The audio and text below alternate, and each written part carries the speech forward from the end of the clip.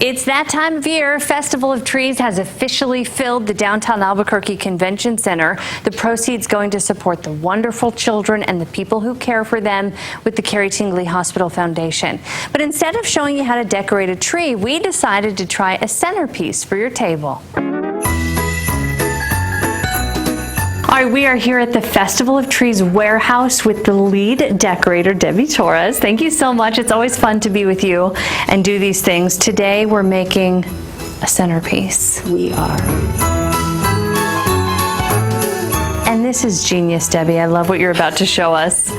We're using a wreath. Yes, we are. What's the trick here? So we're going to stretch it out this way.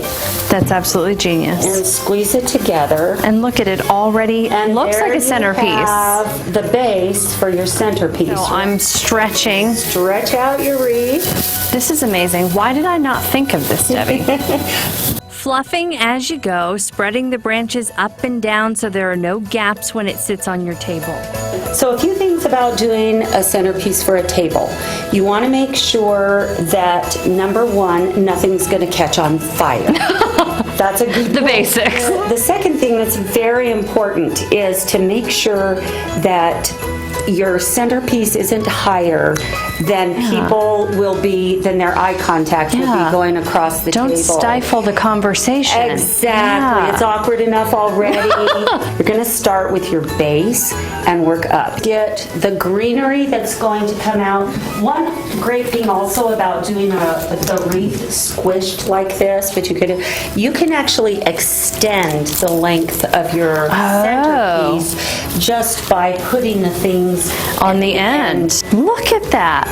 Just instantly. Instantly, you've expanded your centerpiece here. For those base pieces, we actually secured them just with the wreath branches, wrapped tightly around the holly branches we added. No hot glue needed there. So we've deconstructed one of these branches to add to the middle with the wire cutters, which was more of a challenge than we thought it would be. What's next, Debbie? Do we glue these down? Yes, put glue at that end and glue on the end of your piece. Time for our next layer. We chose beautiful white magnolias for their size and some pop. A little trick about the flowers that I would encourage people to do. The leaves are usually down here somewhere on the stem. Take the leaves off. We're going to put a little dollop of glue. That little bit of greenery is amazing at filling in some of these empty spaces. And there goes the fingerprint. Just burned it. I knew that was going to happen. We first roughly placed the flowers, then glued them down after we decided the placement was perfect. Make sure that no matter where anyone is sitting on the table, they can see all of the elements of your centerpiece. And then you add the next smallest thing, and these are going to really, really fill it in. Take a look at how much hot glue it took to secure the pine cones. When in doubt, add more. Fairy time! Whatever you're putting in goes all the way down to the bottom too, so you don't want everything to be right here on top. We tediously glued that final layer of all those beautiful red berries all around the centerpiece, and now you'll see why we largely left the middle empty. My favorite part, Debbie. It's the icing on the cake. This is so beautiful and so easy to just finish it right there in the middle. Well, thank you so much for helping me out. Welcome. I love it. Thank you for coming back again. Our annual date.